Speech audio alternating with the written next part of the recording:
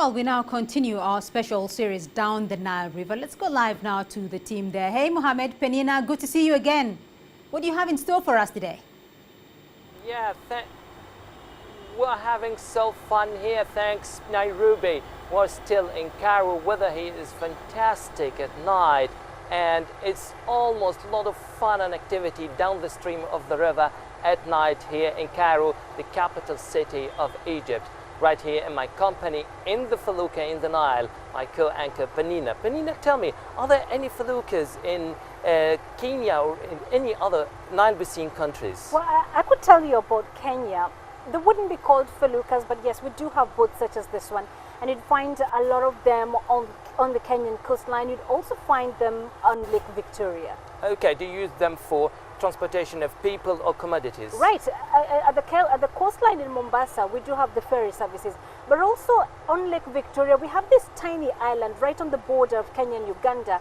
And we find a lot of this kind of boats are used to transport goods there and also people there. But you also find lots of canoes. Those mostly would be used by the fishermen on Lake Victoria. Oh, very interesting indeed. Yeah. Now we continue our track of the mighty Nile and its journey across Egypt, trying to figure out how much it has affected life here. There is a saying that Egypt is the gift of the Nile. We started over from Aswan, moved to Luxor, and now we are here in the company of the mighty Nile in Cairo.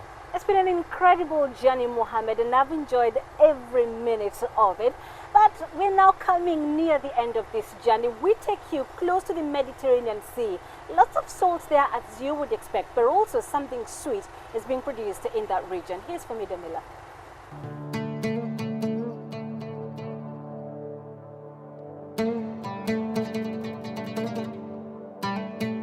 Even as the Nile flows into the sea, the river remains the lifeblood of the land.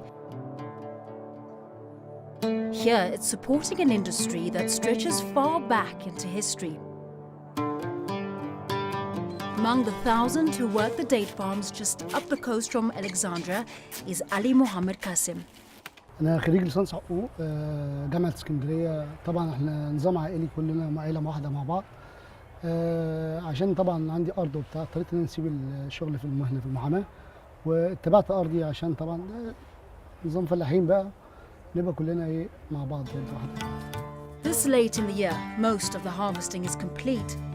The fruits have already been delivered to buyers in Cairo and Alexandria. But the date trees still need pruning in order to give the best yield next season.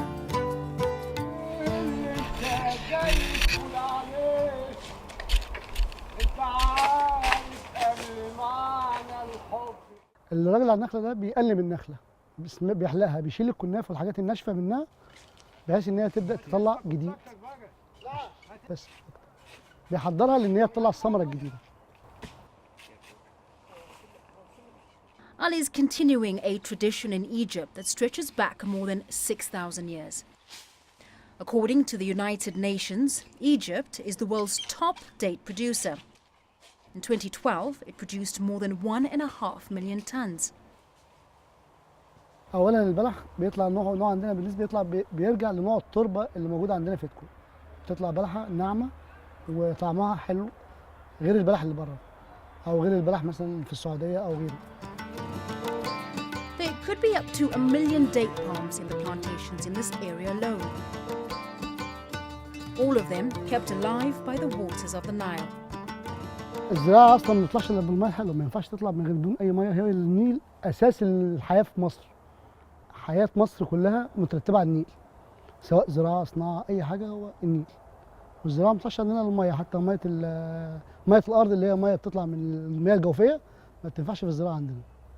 The Nile itself is actually a few kilometers away from here. That gives you an idea of the scale of the irrigation network. But what's remarkable is that the dates flourish just meters back from the beach. The power of the Nile, transforming a region which should be rendered barren by salt water and sand.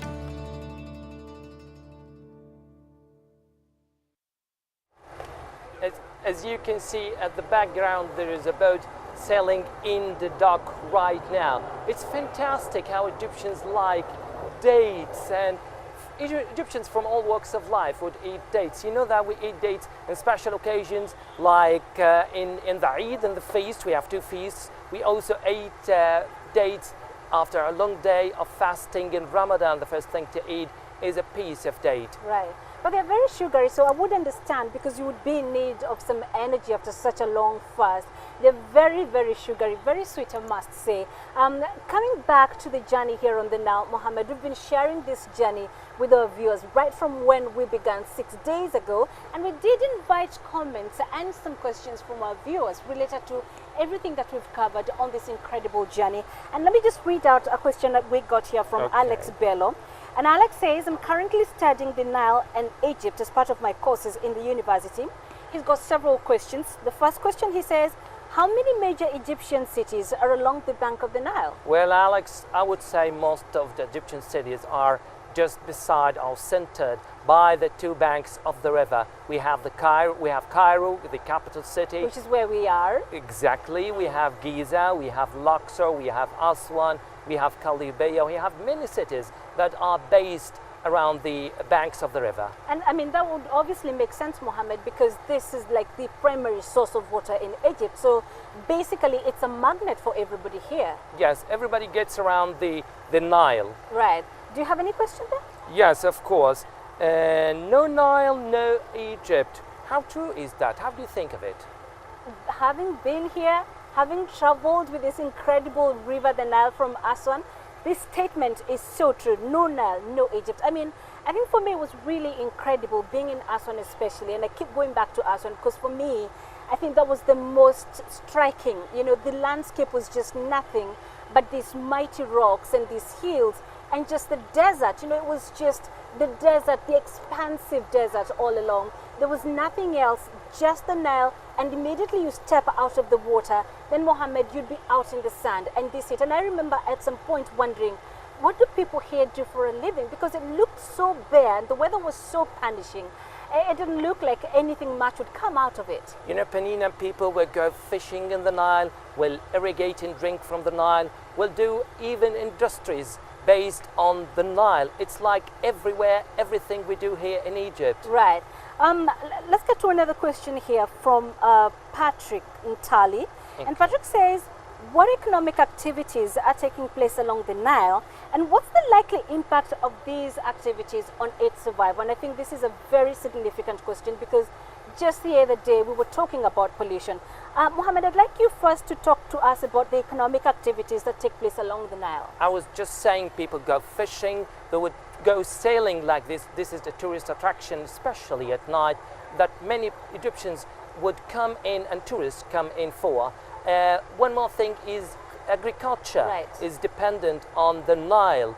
Many industries here will be very close to the Nile for power and for water supplies. And that reminds me, you know, when we were down in Aswan, I did visit Lake Nasser and I did visit the Aswan High Dam, and it was incredible just listening to our guide talk to us about, you know, how Egypt is storing the waters and how the High Aswan Dam is used to generate electricity, I think, for the entire Egypt. That's right. Exactly. It would be like the biggest source of electricity for Egypt. But let's go back to the point of pollution, because as for me, this is a very critical point. If you are a growing country, sometimes you have to make some sacrifices. What do you think about that? Yeah, I think for me, Mohammed, it's something that obviously, especially for a country such as Egypt, would need to be given top priority, because this is the only source of water. I mean, this is the lifeline of Egypt. And we're here on this river, just a few meters, just right behind this felucca that's right behind you, Mohammed, is quite a wide patch where you see a lot of pollution, a lot of polythene bags, plastic bottles. You know, there's just so much garbage that's being dumped there. And I think this, for me, is a proper highlight of a water source that's being polluted, and I think that needs better care. But I also remember something quite significant that I saw today. I remember when we were doing the 10 GMT show from Felucca here, and I noticed one of the boats passing, and I remember asking you, are those the police? And you said yes, and I asked you, what are they doing on the Nile? And you said something like, these are the police who keep law and order on the Nile, Exactly. right? Just talk to us a little bit about that. There will be the positive side of this story, because we have the Nile police that will go patrolling the Nile, looking for people who may throw things into the Nile, pollute the Nile, or even, people driving boats like this without a license, because you need a license to drive a boat in the Nile here in Egypt. Right. That will take us more to the question, do you think in Africa we're taking proper measures to preserve rivers? I certainly think there's room for more to be done. I think we need better policies, and not just policies, but I think we also need better implementation of those laws, because I believe in most of these countries we do have the laws existing. But let's move away from pollution and talk about something else that is central to the economy of Egypt, and that obviously would be tourism. It was badly affected after the uprising in 2011. But 4 years down the line, we are seeing signs of a recovery thanks to a big part to domestic tourism. Here's Yasser Hakim with more.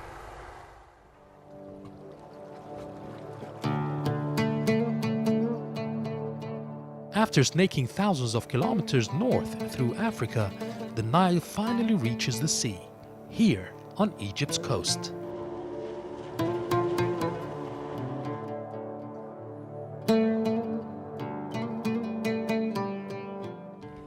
The final stretch of the river brings us here to the small town of Ras El Bar. In ancient times, it gave refuge to these sailors from the Mediterranean Sea. But now it has a different type of visitor, Egyptian tourists. It's low season here. It's actually pretty cold, and the town looks tired. All the action is on the river, fishing boats heading out to sea or back. But during the summer months, the population can increase tenfold, and Ras El Bar comes alive. Even in the low season, nighttime is the busy time. This is one of many restaurants on the river's edge, and this restaurant cooks shawarma. Shawarma is basically meat wrapped up in pancake, which is very delicious and keeps a steady flow of customers throughout the year. ممكن بقى واحد سندوتش شاورما باللحمة من ايديكم الحلوين؟ Saeed Azmi is among thousands who make their living catering for visitors to Ras El Bar. وايه رايك بقى في البلد؟ يعني دلوقتي الظروف عامله ازاي؟ شايف ان لا، كانت في الدنيا تبقى تحسن احسن؟ طبعا مستمر ملحوظ وموجود عن الاول بكتير، يعني حتى احسن من المراحل اللي فاتت بكتير قوي. التحسن ظاهر وملحوظ عند كل الناس. طب الحمد لله. يعني ايام الثوره والحاجات دي كان في قلق، كان في خوف. كانت ناس بتخاف تخرج، كانت ناس بتخاف تيجي كتير، وكان في مع قطع الطريق كان في اي مشكله كانت بتحصل كانت بتقطع الطريق العمومي بتاع راس البر، فكان ده بيأثر برضه علينا هنا. احنا شفنا ايام في الثوره هنا ايام صعبه جدا. يعني أنا محل زي ده كان بيقفل الساعه 9 من قله الشغل. هو مع الاستقرار كل مدى يعني في تحرك، يعني مع الاستقرار الوضع الامني Now it's time for my shawarma. It's ready. Let me see. Hot and tasty. Beautiful. Tourism is critical to Egypt's economy. 1 in 6 of the entire workforce was involved in tourism not so long ago. The Nile is a central attraction. Recent political troubles have been bad for business. The number of tourists in 2013 was 5 million less than in 2010. But Egypt's hoping the visitors will return. Security is being tightened, and there's a drive to promote Egypt, particularly in China and other Asian countries. Ras El Bar is an attraction better known to locals rather than foreigners. But as a place where the Nile flows into the sea, this is considered one of the most significant meeting points in Africa.